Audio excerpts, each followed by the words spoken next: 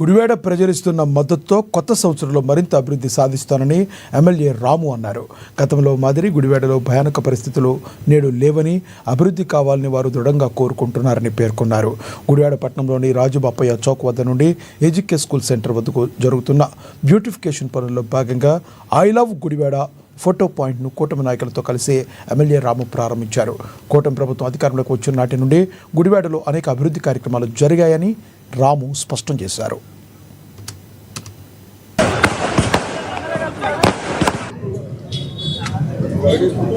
ఎన్ని